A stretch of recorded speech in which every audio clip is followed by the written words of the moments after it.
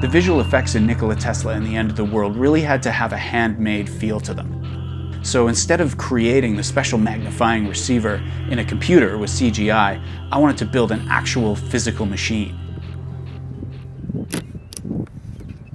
When we filmed in London, we used an empty suitcase. So when I got back home to Canada, I had to figure out how the machine was going to look and how I was going to put it into the shots of the empty suitcase. So I went to Montreal to visit my cousin Gabriel, and I told him to build me a Special Magnifying Receiver. Ladies and gentlemen, today, after breakfast, we're going to make a time machine.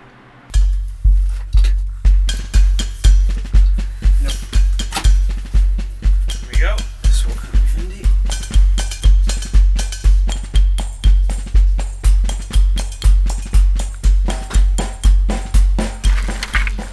I don't know what this is, but it's cool. Onward and outward.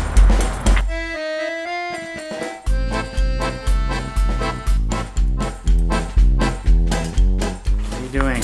See my technique here? I just step on the wire and then I pull it along. How many more hours of this have you got? Maybe another hour, maybe another hour and a half. It's pretty good. I'm just tying fishing line to our time machine here. Hopefully it'll stay all together as I do this. So that this thing is not actually glued to our machine. The coil. The coil. Yeah, we just stick it in there. Yeah, it just kind of sticks there. Nice. I wasn't 100% sure how to film the machine so that it would look right in the shot. The first thing I tried was filming it in front of a green screen.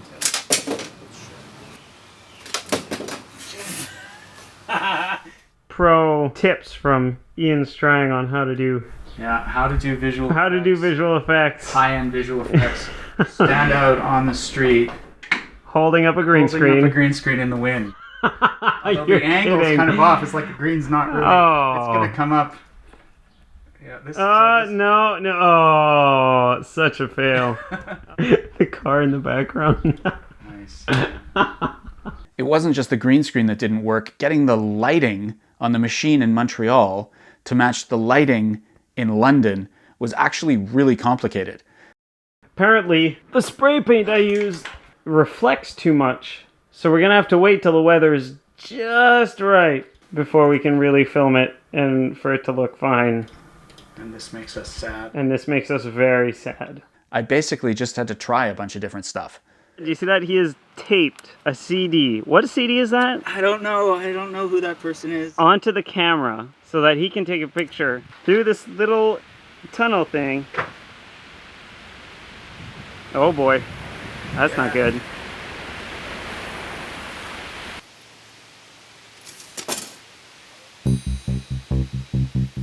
After a bunch of trial and error, we eventually found a setup that worked for when the thing was up out of the suitcase.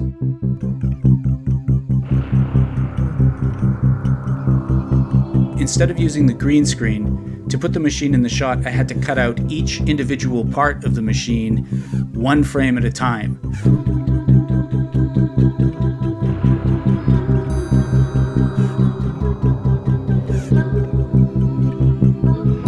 If that doesn't work, we'll just try something else.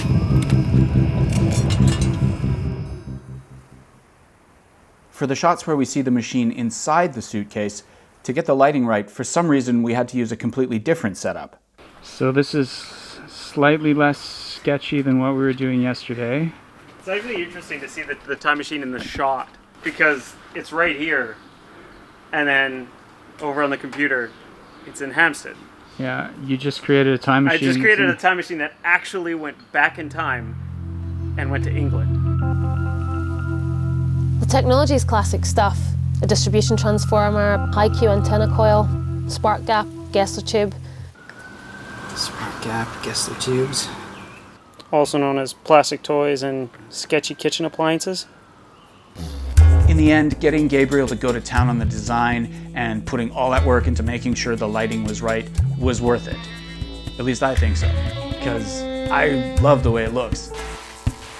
We even ended up being nominated for a couple of awards for visual effects, And when the series won Best Science Fiction or Fantasy at the TO Webfest in Toronto, it was Gabriel who accepted the award.